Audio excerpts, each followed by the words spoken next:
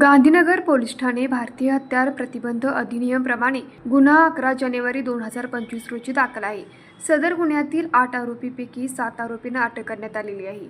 परंतु सदर गुन्ह्यातील निष्पन्न आरोपी संदेश अजय तायडे हा गुन्हा दाखल झाल्यापासून फरार होता।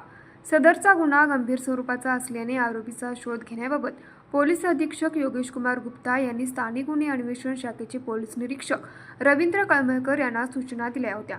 पोलीस अधीक्षकांनी दिलेल्या सूचनाप्रमाणे स्थानिक गुन्हे अन्वेषण शाखेचे पोलीस निरीक्षक रवींद्र कळमळकर यांनी स्थानिक गुन्हे अन्वेषण शाखेकडील पोलीस उपनिरीक्षक संतोष गळवे व पोलीस अंमलदार यांचे तपास पथक नेमले। सदर तपास पथक आरोपीचा शोध घेत असताना आरोपी संदेश अजय तायडे हा बाजार चौक कोल्हापूर येथे येणार आहे अशी बातमी मिळाल्याने सदर पथक सदर बाजार येथे सापळा लावून थांबले असता मिळालेल्या बातमीप्रमाणे आरोपी संदेश अजय तायडे हा सदर बाजार चौक येथे आला असता पथकाने त्यास पकडून त्याच्याकडे अधिक तपास केला असता त्याने गुन्ह्याची कबुली दिली।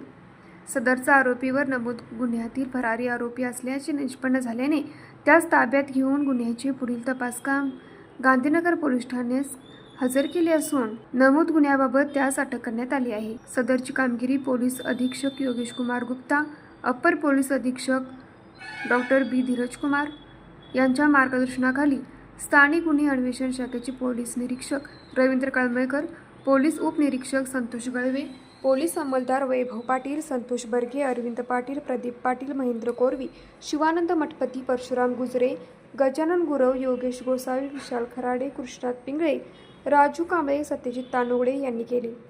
न्यूज मराठी 24 कोल्हापूर।